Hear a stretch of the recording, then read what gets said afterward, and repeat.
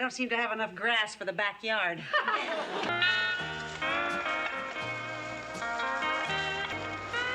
It's been over 50 years since America fell in love with the Brady family, but the man who played the perfect father was living a lie. The girl everyone wanted to be was barely surviving. The woman who smiled warmest was carrying the heaviest secret. And the kid who seemed most okay almost didn't make it out alive. 6 kids, 2 parents, 1 housekeeper. None of them as happy as they looked. Maureen McCormick as Marcia Brady. Maureen McCormick was born on August 5, 1956 in California and was just 13 years old when she became Marcia Brady, the golden girl every kid wanted to be and every parent thought their child should be more like. 50 years later, people who never watched a single episode still know the name, the hair, and the attitude. That kind of legacy is almost impossible to create. But the girl behind Marcia was quietly falling apart. After the show, she fell into cocaine addiction, later writing that she sometimes traded sex for drugs. She showed up to audition for Raiders of the Lost Ark, having not slept for 3 days. She was high. The audition was a disaster, and the story spread through Hollywood immediately. Directors stopped calling. She battled depression and bulimia simultaneously. There was a moment she stood on a balcony and threatened to jump. Michael Cummings, the man who would become her husband, chose not to walk away. He stayed. And eventually, so did she. Recovery was not clean or linear. She resisted antidepressants before finally accepting Prozac, and rebuilding took years. She married Cummings in 1985, had daughter Natalie in 1989, and slowly put everything back together. Her 2008 memoir, Here's the Story, hit number 4 on the New York Times bestseller list and finally told the truth. She came back for the HGTV Brady House renovation in 2019 and has never stopped showing up for the family that helped save her. Today, in 2026, Maureen McCormick is 69 years old with an estimated net worth of $4 million.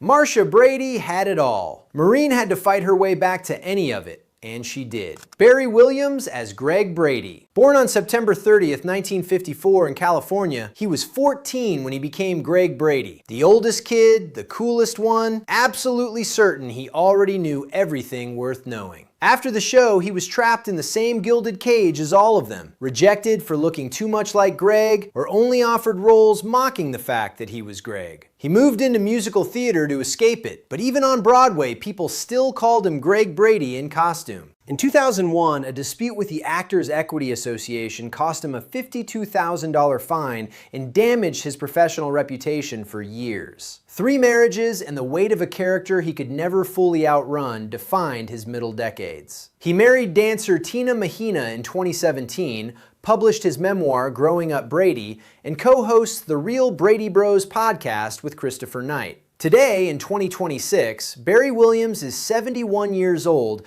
with an estimated net worth of $6 million. Still Greg Brady, still the one with the most stories and the most enthusiasm for telling them.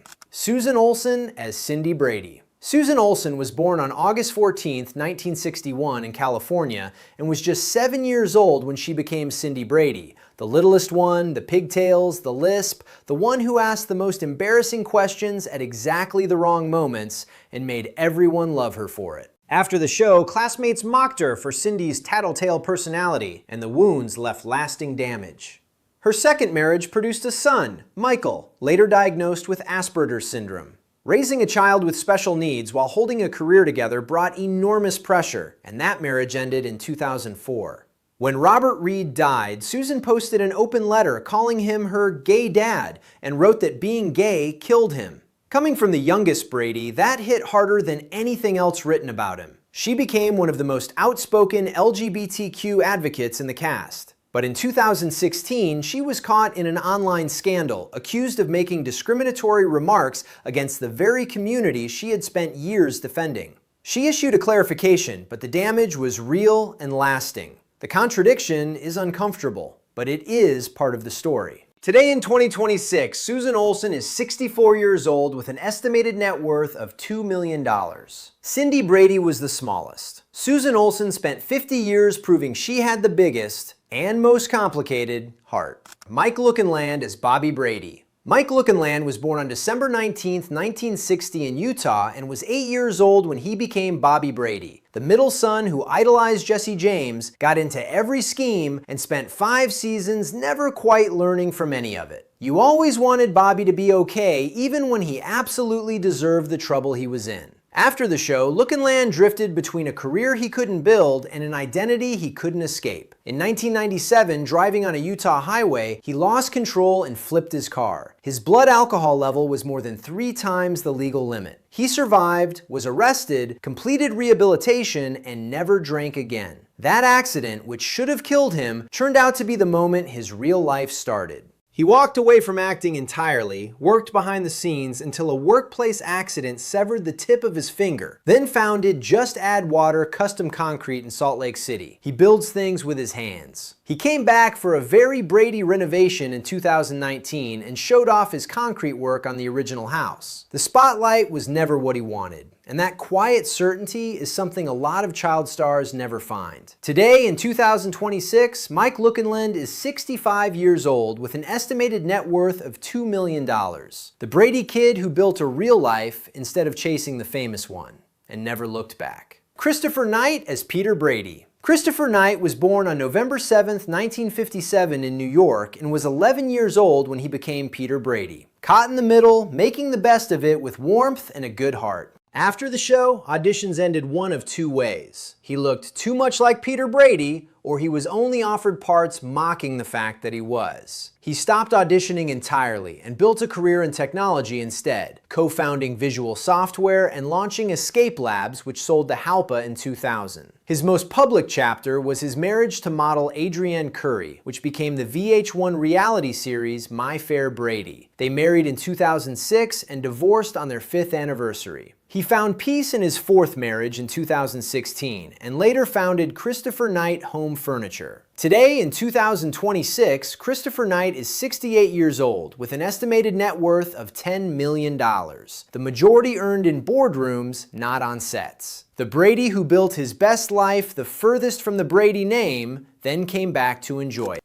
Number 6, Eve Plumb as Jan Brady. Eve Plumb was born on April 29, 1958 in California, and was 11 years old when she became Jan Brady, the middle daughter, the overlooked one, the girl who gave American television one of its most enduring phrases. Marcia, Marcia, Marcia. Pure middle child fury in 3 words. Plumb played Jan's insecurity with a truth that went beyond what the comedy needed. And that realness is why Jan outlasted every other sibling in the pop culture memory. Everyone who was ever the overlooked one felt Jan Brady in their bones. In 1976, she took a role requiring real courage. A teenage prostitute in the TV film Dawn, Portrait of a Teenage Runaway. Critically, it worked. Commercially, it confused audiences not ready to watch Jan Brady in that world. She got praised and punished for the same performance. She moved into theater without chasing celebrity, became a genuine painter, and built a successful housewares line called Plum Goods. She married Ken Pace in 1995. She skipped several Brady reunions, not from bitterness, but from a quiet determination to be something other than Jan. She has a memoir due in 2026 promising raw truths about growing up in that shadow. Today, in 2026, Eve Plumb is 67 years old with an estimated net worth of $5 million. Jan Brady cried that nobody ever noticed her. 50 years later, everyone still does. Robbie Rist as Cousin Oliver. Robbie Rist was born on April 4, 1964 in California, and was 9 years old when CBS gave him one of the most impossible jobs in television history. Show up for the final 6 episodes of a struggling show, be the cute new kid, and save it from cancellation. He didn't save it. Nobody could have. The show was canceled before Oliver appeared in his 6th episode, and Rist's name became permanently attached to a television term, Cousin Oliver Syndrome. Adding a child to a dying show is now in the TV dictionary. He coined it by accident at age 9. He has made peace with it beautifully. On a Brady Reunion Weakest Link episode, he introduced himself saying, "I hope I don't kill this show too," and got the biggest laugh of the night. What people forget is what came next. He became the voice of Michelangelo in all 3 Teenage Mutant Ninja Turtles films, a performance a completely different generation grew up loving. Today in 2026, Robbie Rist is 61 years old with an estimated net worth of $1.5 million. The kid who supposedly killed the Brady Bunch became the voice of a Ninja Turtle. That is a comeback story. Ann B. Davis as Alice Nelson. Ann B. Davis was born on May 3, 1926 in New York and was 42 years old when she put on that sky blue uniform and became Alice Nelson, the housekeeper, the wisecracker, the constant in a house full of chaos. Alice was technically staff. She was actually family. Before the Brady Bunch, Davis had already won 2 Emmy Awards for The Bob Cummings Show. She was not a supporting actress who got lucky. She was a star who chose warmth over ambition and never seemed to regret it. In 1976, she surprised everyone by selling her Los Angeles home and moving into a Christian community in Texas, where she spent the rest of her life. She never married, something she later admitted was one of her deepest regrets. She had brought warmth to a television home for millions of people. She never had one entirely her own. Ann B. Davis died on June 1, 2014 at 88 years old following a fall at home. Her estimated net worth was $2 million. 50 years on, she remains the gold standard for what love in a television home looks like. Alan Melvin as Sam the Butcher. Alan Melvin was born on February 18, 1923 in Missouri and became Sam Franklin, Alice's devoted, patient, absolutely going to propose one day boyfriend who delivered lamb chops and warmth in equal measure. Sam appeared in 8 episodes across 5 seasons. 8! And somehow became one of the most beloved supporting characters in the show's history. The Beastie Boys name-checked him in a song. That is a level of cultural impact most actors spend entire careers chasing. Away from Brady, he built hundreds of credits. All in the Family, Gomer Pyle, decades of beloved voice work. He once admitted that never being given dramatic roles was a regret he carried quietly his whole career. He had the range. Nobody gave him the room, so he became the best version of what they allowed. In his personal life, he married in 1944 and stayed married for over 6 decades, something almost nobody in Hollywood manages. Alan Melvin passed away on January 17, 2008 at 84 years old with an estimated net worth of $1 million. Sam the Butcher only showed up 8 times. It was more than enough. Mary Treen as Kay. Mary Treen appeared in exactly 1 episode as Kay, the temporary housekeeper who stepped in while Alice was gone. Kay did everything Alice did. She cooked, she cleaned, she kept the house running perfectly. She just did it without a single drop of warmth. The children got exactly what they thought they wanted, and it was awful. Carol Brady admitted at the end that Kay was technically a better housekeeper, just not what that family needed. That episode is one of the finest the show ever made, a moving piece about what turns a house into a home. And it only works because Treen played Kay with such perfect, cold efficiency. She had worked in Hollywood since 1930 and appeared in It's a Wonderful Life. 1 episode, 1 lesson, and you never forgot Alice again. Mary Treen passed away on July 20th, 1989 at 82 years old. 1 performance. A lifetime of impact. Number 11, Florence Henderson as Carol Brady. Florence Henderson was born on February 14, 1934 in Indiana, the 10th of 10 children raised in poverty, and was 34 years old when she became Carol Brady, the warm, patient, endlessly cheerful mother who made it all look effortless. She once said Carol came alive because Carol was the mother she desperately wished she'd had. That line tells you everything. She poured her whole childhood longing into the role, and audiences felt it without knowing why. She was the first woman to guest host The Tonight Show and maintain financial stability through 6 decades of television and a long-running Wesson Oil partnership. She divorced in 1985, remarried in 1987, and became a widow when her second husband died of cancer in 2002. She quietly battled heart disease through her final years and told almost no one. 3 days before she died, she was on the set of Dancing with the Stars. Not competing, just there to support Maureen McCormick. That is who she was. She showed up for her people until she physically couldn't anymore.